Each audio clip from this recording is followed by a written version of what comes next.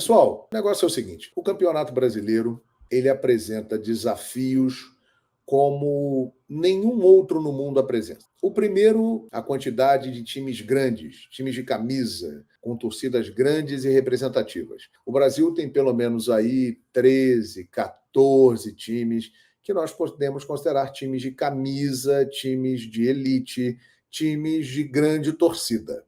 Isso é um diferencial, porque os jogos se tornam mais pesados, mais atrativos. E nenhum outro campeonato do mundo tem a quantidade de times grandes como tem o Brasil. Mesmo muitos desses times grandes não tendo chance de ser campeão, mas são times grandes, que têm torcida, que têm tradição, que têm história. Então, enfrentá-los sempre é mais complicado.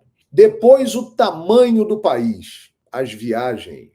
Você um dia joga em Porto Alegre, que está frio, e na outra semana você pode estar em Fortaleza, na outra ponta do país, que é praticamente você cruzar o continente europeu aqui na parte ocidental, e com uma temperatura completamente diferente, né? Toda semana, além da Libertadores, que exigirá também muitas viagens longas, e a Copa do Brasil, que em breve voltará, tem muito jogo, muito deslocamento. Então, isso aí é outro desafio. Os grandes campeonatos do mundo, por exemplo, Premier League, La Liga, os deslocamentos são muito pequenininhos e são feitos muitas vezes até de trem. Na Itália, a mesma coisa. Na Alemanha, a mesma coisa. O único país, né, que tem um campeonato de futebol com deslocamentos muito grandes, os Estados Unidos, mas é claro que o campeonato brasileiro é muito mais forte que a MLS, e o campeonato da Rússia, né, que os times viajam bastante porque o país é o maior em área territorial do mundo. Mas é aquilo, não existem nesses países uma quantidade de times da grandeza e do peso dos times brasileiros. No Brasil, nós temos os 4 do Rio: Flamengo, Vasco, Botafogo, Fluminense. Times grandes. São Paulo, Corinthians, Palmeiras e Santos. Times grandes. Atlético e Cruzeiro. Times grandes. Grêmio e Internacional. Times grandes. Aí você vai para o Paraná, você tem Atlético Paranaense e Curitiba. Times importantes. Aí você vai para a Bahia, você tem Bahia e Vitória. Times importantes. Também times pesados, com grande massa torcedora.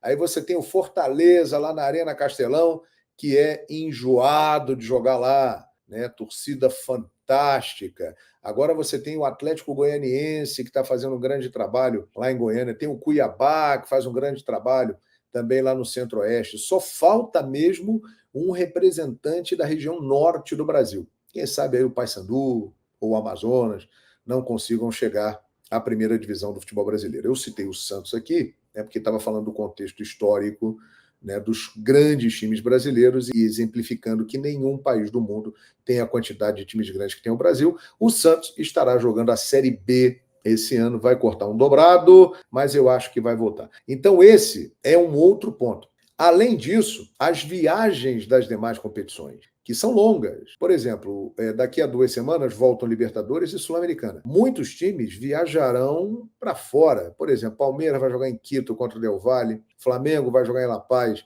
contra o Bolívar, só citando esses 2 exemplos aí. E outros times da Sul-Americana. O Cuiabá, por exemplo, vai ter que jogar em Cusco contra o Garcilaso. Isso é um problema. O Cuiabá, na noite de ontem, jogou em Caracas, na Venezuela. Aí no domingo, ele vai jogar com o Atlético Paranaense em Curitiba. É muito longe. Vai cruzar praticamente a América do Sul inteira. Então, esse é um problema, misturando com as demais competições que também exigem muito. Então, a dificuldade do Campeonato Brasileiro, não tecnicamente, mas por esses outros aspectos que eu citei, é a maior do mundo. E por isso que muitas vezes o Brasileirão se torna muito disputado. Porém, para mim, uma coisa é clara: quem tem chance de ganhar o Campeonato Brasileiro são poucos, exatamente por isso que eu citei, por todos esses pontos.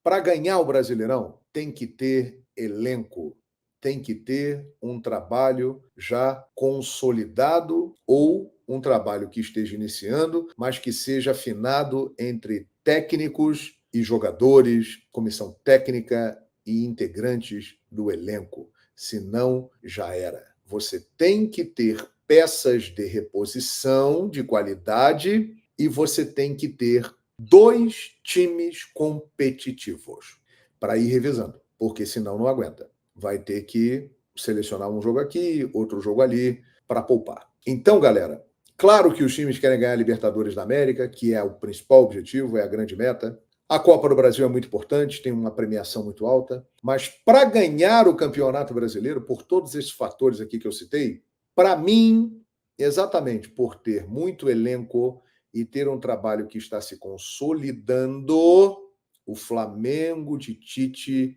é um grandíssimo candidato, mas tem companhia nessa lista. Palmeiras de Abel Ferreira.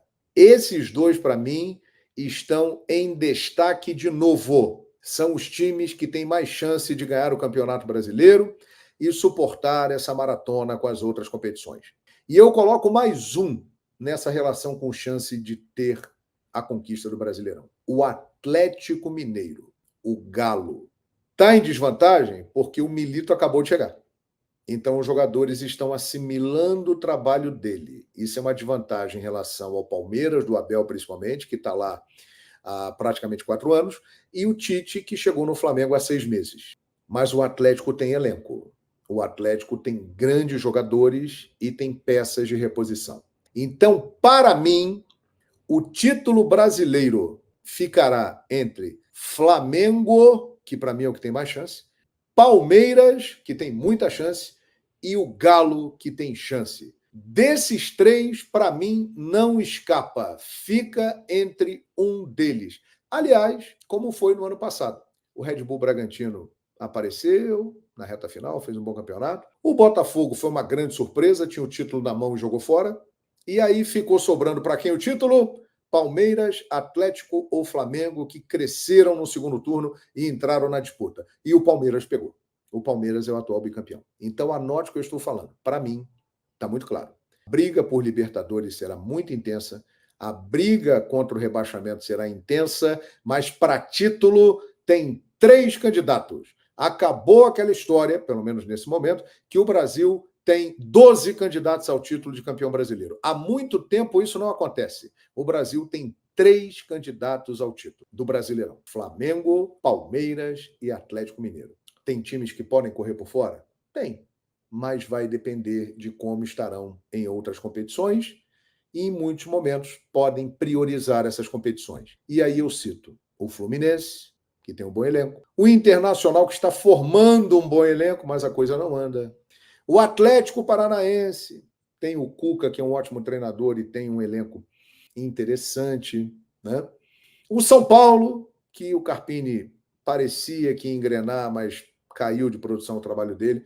São times que podem fazer um bom campeonato brasileiro, sem dúvida alguma. Agora, título: Flamengo, Palmeiras ou Atlético Mineiro. Para mim, desses 3 não sai.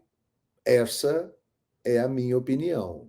Concorda comigo? Quero saber, hein? Não seja clubista. Não vá falar que o seu time tem chance de ser campeão brasileiro se ele não tem, hein? A maioria não tem chance de ganhar o Brasileirão. Trace aí a meta do seu time: chegar na Libertadores, chegar na Sul-Americana, brigar para ficar na primeira divisão. Título, para mim, o funil está bem apertado. Comente aí e vamos em frente.